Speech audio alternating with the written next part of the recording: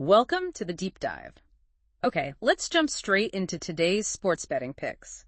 These are from Puddin's POP for May 16th, 2025. Yeah, you can check them out yourself over at puddinspop.com/picks.html. And what we want to do today is really get into the thinking behind their top recommendations. See what this data-driven approach tells us, even if you're just curious about sports stats. And it's probably worth mentioning their track record first, just for context. Yeah.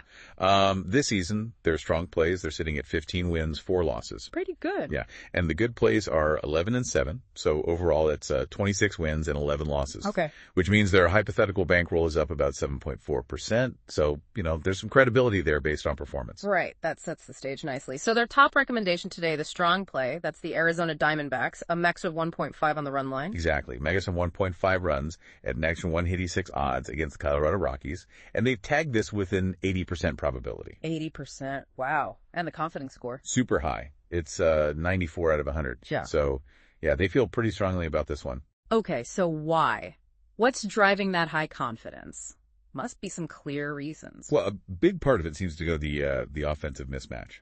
It's pretty stark, actually. How so? The Diamondbacks, they're putting up over 5 runs a game on average. That ranks them, 5th in the league? And stats like their weighted on-base average and barrel percentage are also really strong. They make good contact. Okay, solid offense. And the Rockies side of that coin. Not so good. They're down near the bottom, ranked 29th, averaging just 3.21 runs per game. So you've got a top-tier offense versus one that's really, really struggling to score runs. That definitely makes sense. But, hitting isn't everything, right? What about the pitching matchup? Absolutely crucial. And yeah, the Diamondbacks look to have a clear advantage there too. Their starter, Corbin Burnes, his underlying metrics like expected ERA and expected FIP, they look pretty solid. And for the Rockies, who's on the mound for them? Well, their team ERA overall is, let's just say, not great. It's 5.73, ranked 29th. And today they're going with Tanner Gordon, who's doesn't have a lot of big league innings under his belt. Ah, okay. So an inexperienced pitcher facing a pretty potent offense. Exactly. That's a tough spot to be in. Plus, you factor in the ballpark. Right, Chase Field in Arizona. That plays more hitter-friendly, doesn't it? It does, yeah. Yeah. Which should, theoretically help the Diamondbacks power bats even more. And other things. The Rockies strike out a ton. Their K percentage is really high. Okay. And they don't hit for much power, looking at their home run to fly ball rate. Mm-hmm. Contrast that with Arizona's pitching, which gets a decent number of strikeouts and is good at limiting, really hard contact. So when you put all those pieces together, the offense, the starting pitching, the bullpen implicitly, the ballpark. Yeah. Puddin's POP sees a clear path for the Diamondback to win, and likely by more than just one run. Hence the manic 1.5 run line pick. Okay, that logic tracks. Let's shift gears to their good play. This one's the Tampa Bay Rays, just on the money line, so betting them to win straight up. That's right. Rays money line at plus 100 odds against the Miami Marlins. The probability here is lower, 55%, and the confidence is solid but not sky high, 80 out of 100. So plus 100 odds. Yeah. That's even money. Why do they see value there? It's not as overwhelming as the D-backs pick. No, it's definitely more about finding value. The key driver here seems to be the pitching advantage for the Rays. Their overall team ERA is good, top 10 in the league. Okay. And their bullpen's been really effective, looking at metrics like DPERA, where they rank 5th. And how does Miami stack up on the pitching side?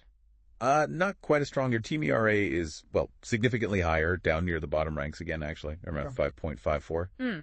What about the starters specifically? Taj Bradley for the Rays versus Max Meyer for the Marlins. Yeah, looking at their expected stats, Bradley's expected ERA is quite a bit better than Meyer's. Although, interestingly, Meyer's expected FIP, which isolates pitcher performance more, it's actually pretty decent. So maybe a bit more nuanced than the Diamondbacks game. A little bit, yeah. Yeah. And you have to acknowledge neither team has exactly been setting the world on fire offensively. Both are kind of below average there. Right. So if the offenses are maybe a wash or close to it, then the pitching edge for Tampa becomes more important. Plus, the Rays have a slight edge in other areas, like striking out a bit less often. And, as I mentioned, that stronger bullpen could be key in a tight game. And the game's in Miami at Lone Depot Park. Pretty neutral venue, right? Yeah, generally considered neutral. So the thinking is you've got the Rays with a better overall pitching staff, especially the bullpen, facing a team with similar offensive struggles. Getting them at plus 100, even money. That looks like a potentially smart value bet, even if it ends up being a close contest. Okay, so summarizing the two big ones. Diamondbacks 9F is 1.5 as the high confidence play, driven by a big edge in offense and pitching against a struggling opponent. Right.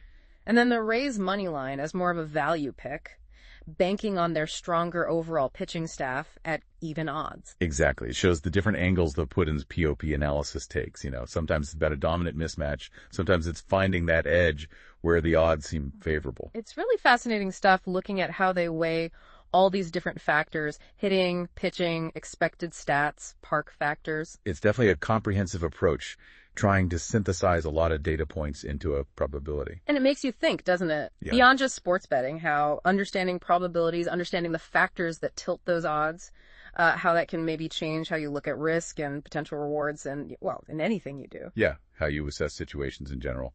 Definitely food for thought. Something for you to chew on. Thanks for diving deep with us today.